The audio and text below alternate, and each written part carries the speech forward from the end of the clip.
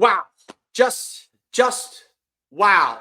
The Orlando Magic opened their season with an impressive performance where they not just talked their talk, they backed it up in the biggest way. Today on Locked On Magic.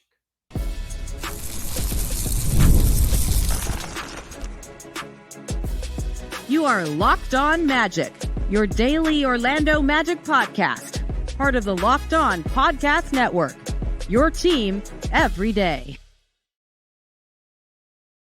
And you are indeed Locked On Magic. Today is October 24th, 2024. My name is Philip Rossman-Reich. I'm the senior writer over at OrlandoMagicDaily.com. Of course, follow me on Twitter at PhilipRR_OMD.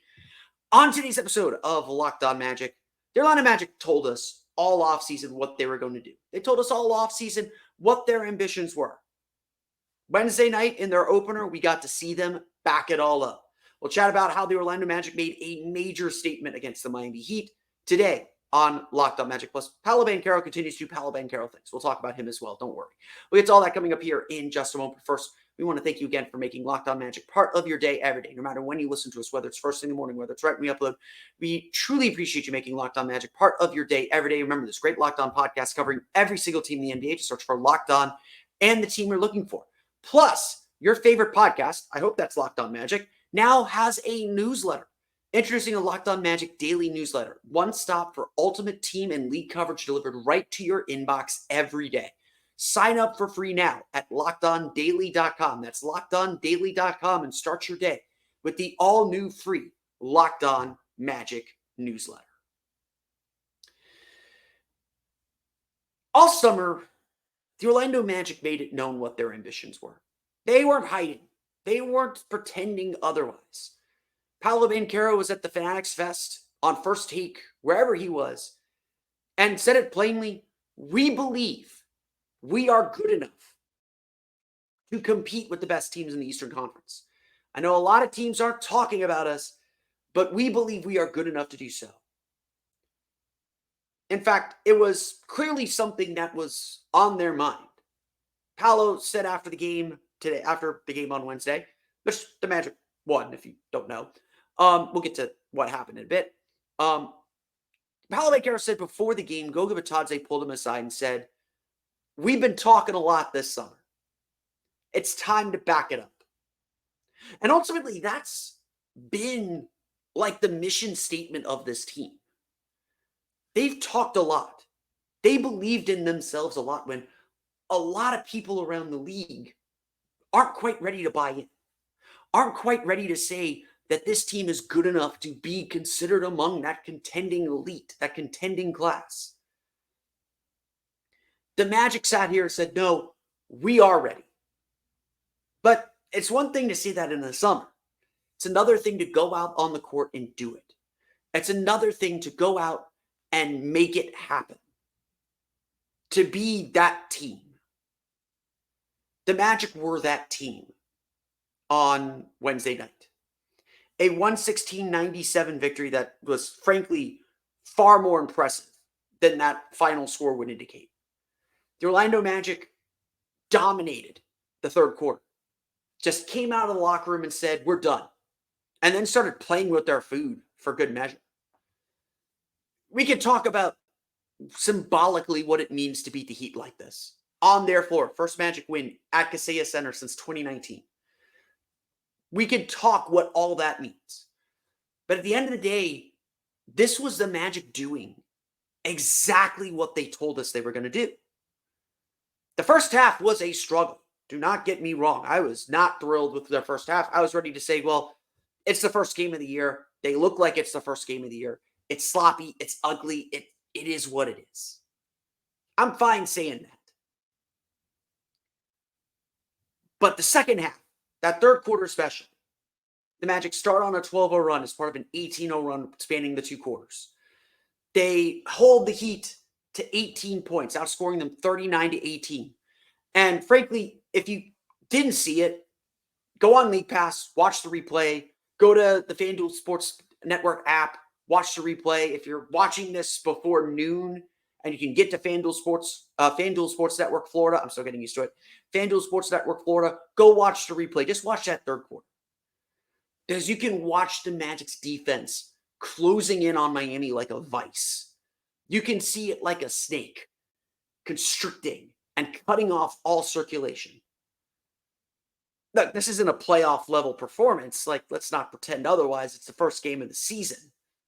But the Magic came out of the locker room after the extended halftime, ready to go, locked in, correcting their mistakes, and devouring the Heat. They did not let Miami come up for air. And that's how you build as much as a 32-point lead. That's how you do it. Frankly, and I got to read this whole quote in its entirety because I think it speaks to so much. Paolo Banchero was as dumbfounded as I was about how good this defense was. He said, quote, "When you can get stops like that, possession after possession, and they lead to runouts and threes and buckets. I've never personally played for a team like this, where we can actually do that. I played on teams that want to get stops. I don't know how many a row we got, but it was ridiculous. It was just natural," end quote. That's the thing. That's what the Magic have worked on for 3 years. That's what the Magic have worked on under Jamal Mosley now for the last 3 seasons. To make this kind of defensive effort, this defensive scrappiness, feel natural. Feel like it's second nature. Feel like it's this team's identity. And look, the first half, it looked like the first game of the season. It looked like the team was still kind of on preseason time. They were struggling to communicate. They were bad in transition. The Heat were able to run off their misses. And Orlando was a step slow. That's how Jalen Suggs gets 3 fouls. That's how the Magic put the Heat to the line for 29 free throw attempts in this game. They were a step slow. They weren't precise. The exact kind of thing the Magic told us they were going to be all training camp long. So what did they do? Just like in that preseason win over the Sixers on Friday, they got in the locker room. They talked it out. They reviewed some film. They actually had the chance to watch the entire first half because of the court presentation to honor Pat Riley. And they came out and they made the adjustments and put their foot down and won the game. This is what championship teams do, by the way. This is what a championship team looks like. And I'm not going to sit here and say the Magic are a championship team quite yet. We'll talk a little bit later on about some statistical quirks to keep an eye on, and we'll talk more about that on tomorrow's episode as well, as we try to glean as much information as we can from one freaking game. But undoubtedly what the Magic did on Wednesday, that's what championship teams do. They do it over and over and over and over and over again. But Orlando came out of the locker room as the aggressors. They knew they made mistakes. They came out aggressive. Even when they were struggling, even then when they were making mistakes, they stayed in the game.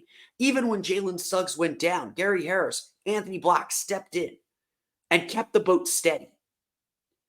And eventually, everything started to click.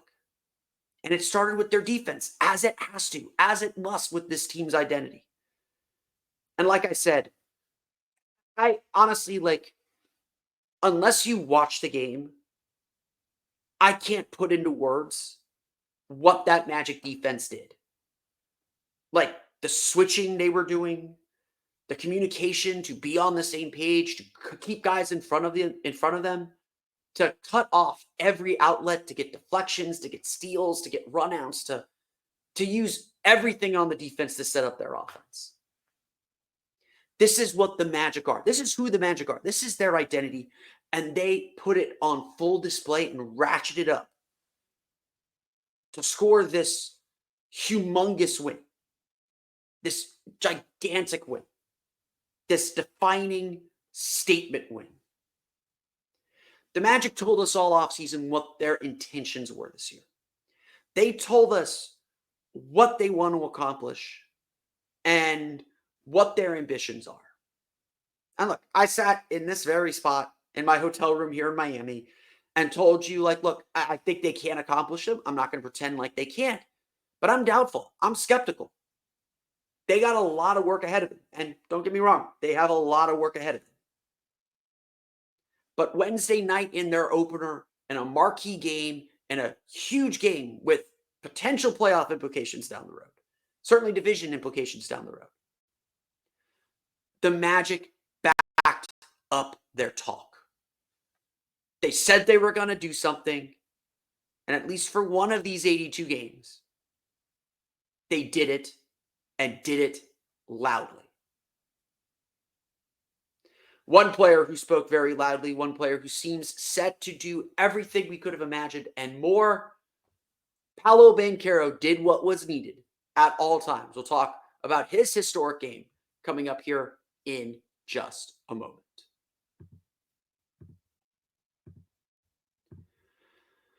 But first, today's episode of Locked On Magic is brought to you by our friends over at Gametime. Look, Magic opening night is coming Friday. If you're not excited for Magic opening night after this game against the Heat on Wednesday, like I don't know what to tell you. Like, shout out to all the Magic fans who made the trip down to Kaseya Center. Whether you live in Miami or came down from Orlando, shout out to those Magic fans for making so much noise, for being loud, for being the sixth man on the road and drowning out that quiet Heat crowd. I'm an independent journalist. I gotta be balanced. I gotta be fair. But oh my God, chef's kiss. That warmed my heart, especially remembering how many times Heat fans invaded the Kia Center to make sure their voices were heard. Hearing those Paolo MVP chants, hearing to play the song and "Let's Go Magic," even chanting for our friend Kendra Douglas. What an amazing, amazing effort. And I'm sure some of those people probably needed help getting their tickets. And that's where Gametime comes in. So whether you're preparing to go to opening night at the Kia Center on Friday or getting ready for Orlando City's big playoff game on Sunday or the Orlando Pride coming up here very, very shortly, Gametime has your ticket to the game. Gametime Picks makes it easier to save more on sports, concerts, comedy, theater, etc. because they pick the best events in town. So if you're not sure what to do, but you want to see something, Gametime has you covered to give you suggestions on what's going on in your town, whether it's Orlando or elsewhere. Their all-in pricing feature, if you toggle that on, shows the total upfront with no surprise fees at checkout. And with their digital seat views, you can get a digital panoramic view from your seat in the app before you buy. Take the guesswork out of buying tickets with Gametime Picks. Download the Gametime app, create an account, and use code LOCKEDONNBA for $20 off your first purchase. Again, terms apply. Create an account, redeem code LOCKEDONNBA for $20 off. Download Gametime today. What time is it? Gametime.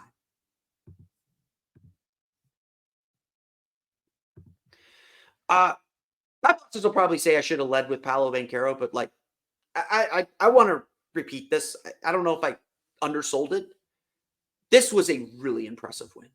Like, top to bottom, this was a win that tested the Magic's maturity. It tested so much.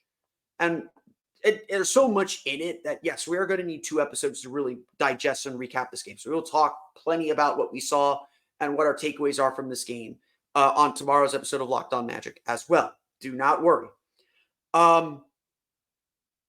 This was just downright impressive. I have no other way to say it, no other way to talk about it.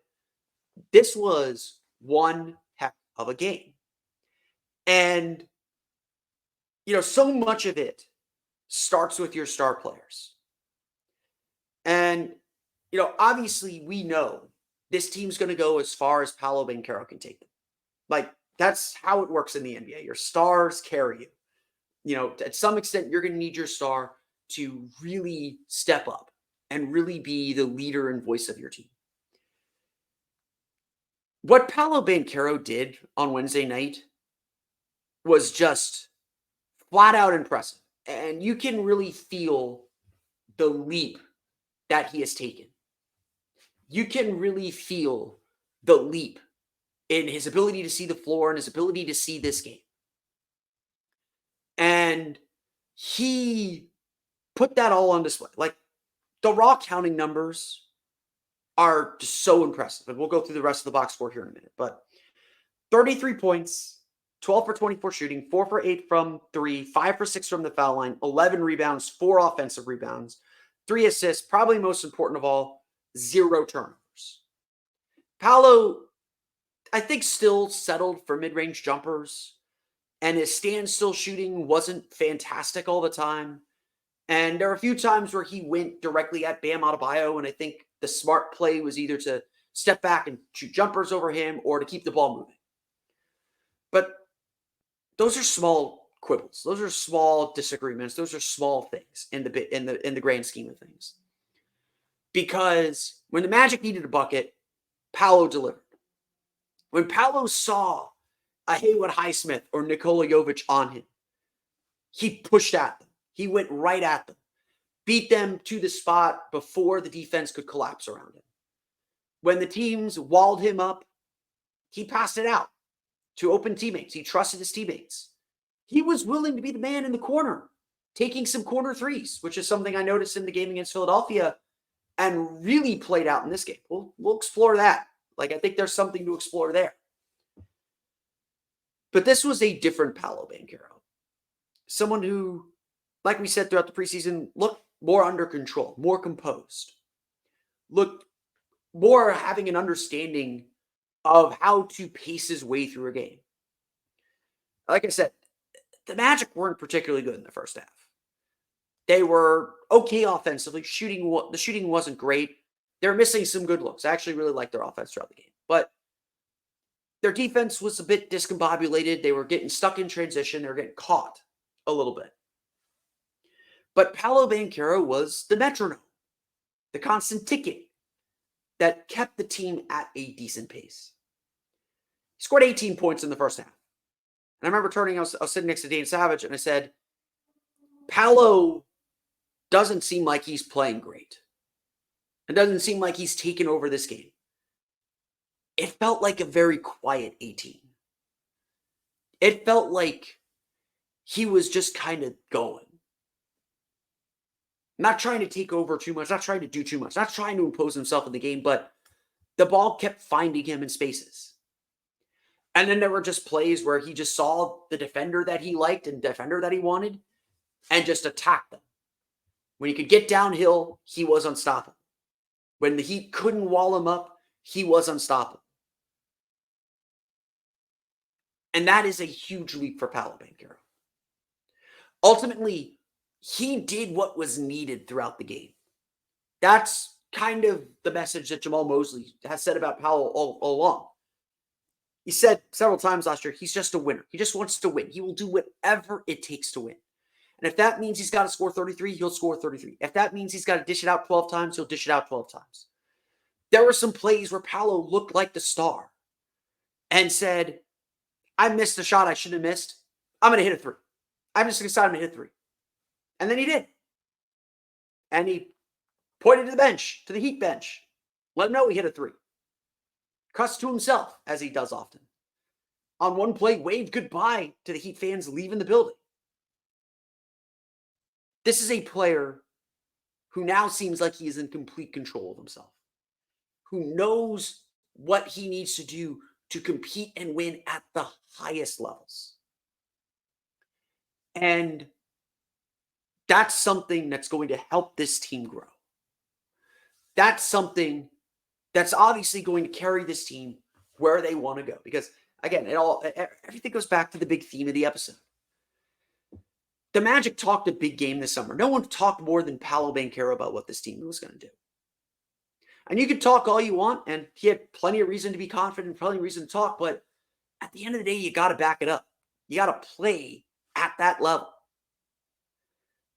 And that's what Paolo Banchero did on Wednesday. Now, obviously, you got to do it again. You got to, if you want to average 30 points per game, you got to score 30 points again. And do it consistently. Do it regularly. You just have one game. But I don't think this is going away. I think what we saw on Wednesday was a continuation of what he started to show in the preseason. And I think that means this is just the beginning of some very big things for Paolo Banchero. Some very, very big things. Let's go through the rest of the box score. We'll talk a little bit about what the Magic did elsewhere and where there might be still some room for improvement. We'll get to that coming up here in just a moment. But first, they're back. Today's episode of Locked On Magic is brought to you by PrizePicks. You can now win up to 100 times your money on PrizePicks with as little as 4 correct picks. PrizePicks is the best way to get action on sports in more than 30 states, including Florida. Back in Florida now. PrizePicks is the only real money daily fantasy platform with an injury insurance policy too. So your lineups stay in play even if one of your players gets injured. If your player leaves in the first half and doesn't return, PrizePicks keeps your lineup live. PrizePicks is frankly so simple to play. You just pick 4 to 6 players, I think, and project whether they will do more or less than their projected stat. If you think Paolo Banchero is going to score more than 25 points against the Brooklyn Nets on Friday, you say he's going to score more than 25 points. If you think Kentavious Caldwell-Pope is going to hit more than 2.5 threes, you say he's going to hit more than 2.5 threes. If you think that the Magic are going to hold Cam Thomas to less than 20 points, you just say less than 20 points. It's really that simple. And PrizePicks is so easy to win. It's a daily fantasy game that I play. You're not playing in these giant player pools. You're not playing against the Sharks. It's just you and the numbers. It's the best way to play daily fantasy sports. So download the app today and use code LOCKEDONNBA to get $50 instantly after you play your first $5 lineup. Again, download the app today. Use code LOCKEDONNBA to get $50 instantly after you play your first $5 lineup. PrizePicks, run your game.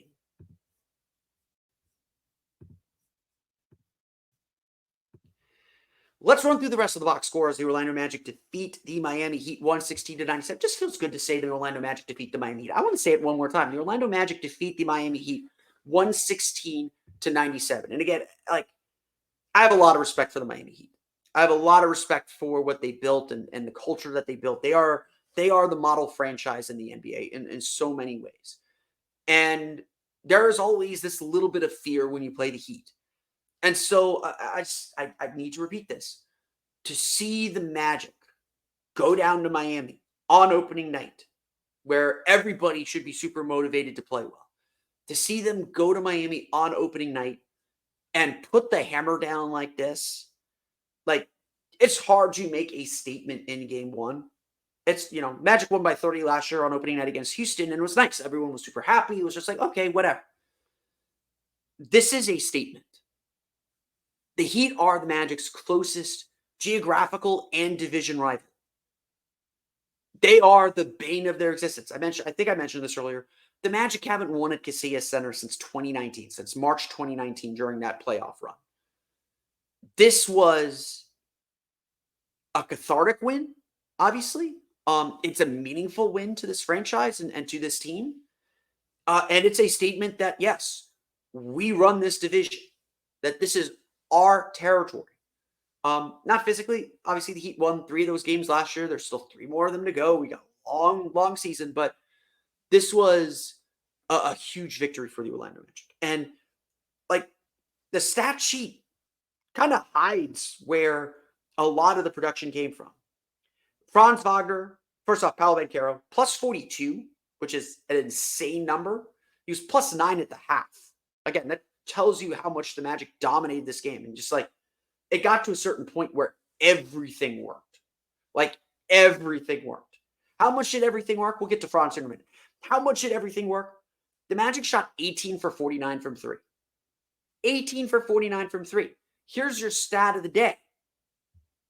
Let me actually make sure I pull the stat of the day up correctly, because it's such an interesting stat. And again, I spoke so much during the offseason about how the Magic just need to take more shots. That's important. The Orlando Magic last year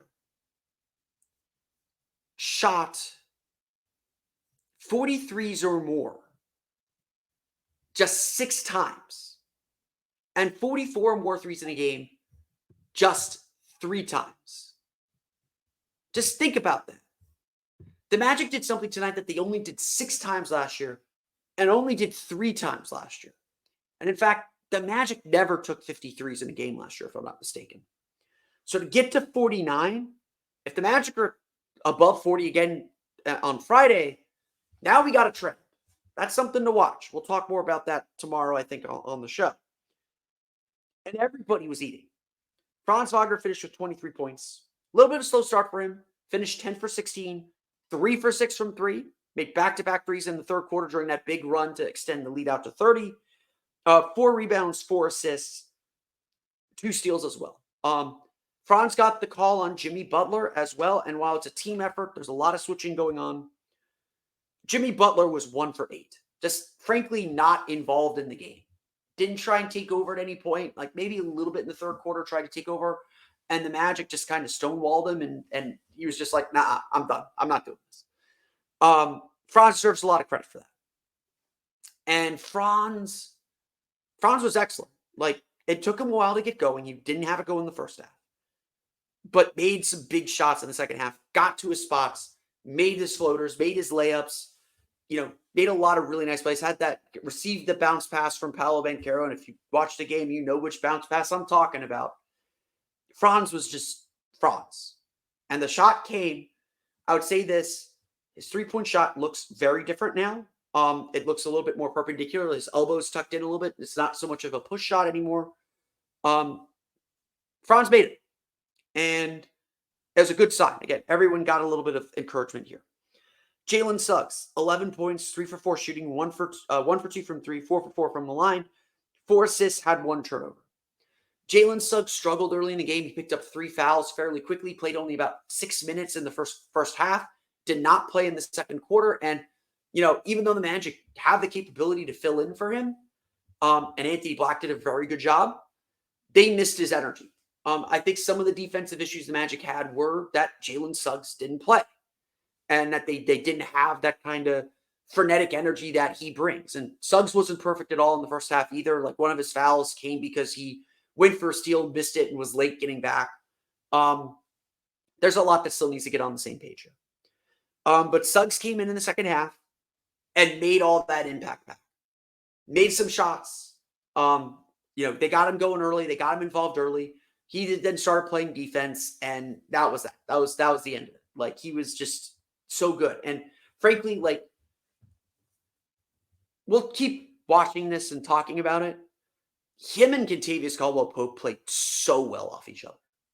Like, they're switching really well. Again, it's just so much of this just still about communication, being on the same page. But those two were so disruptive. And I know, like, a lot of people are going to be upset with Kentavious Caldwell-Pope. 3 points, 0 for 5 shooting from 3, made all his shots at the free throw line.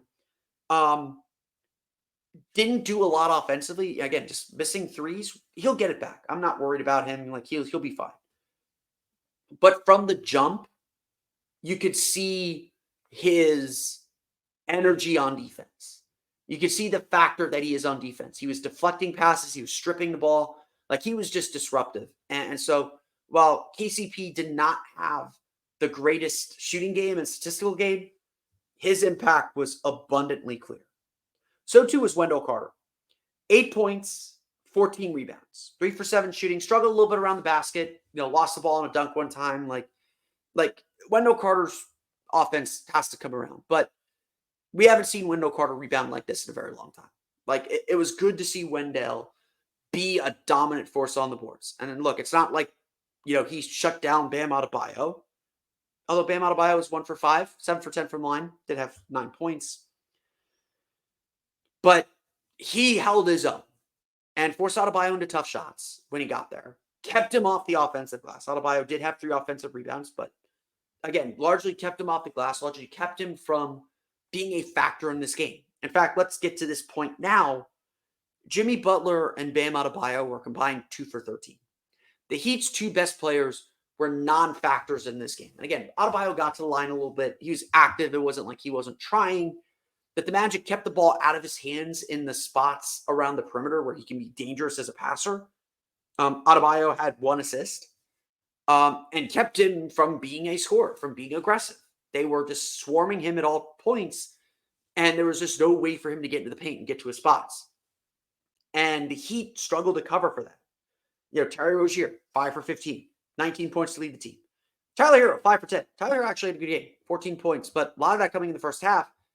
They just weren't moving. And Orlando just shut off all ability for their offense to function. Just plain and simple, just shut off any chance for their offense to function.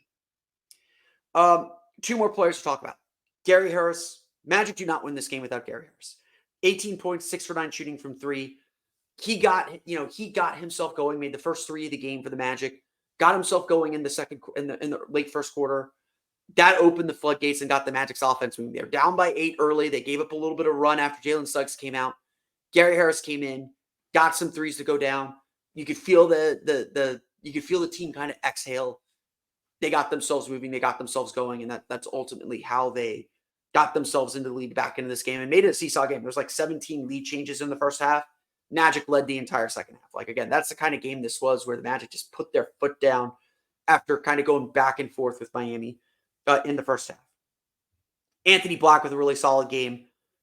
10 points, 4 for 9 shooting. So, still kind of finding his legs. 6 rebounds, 4 assists, no turnovers.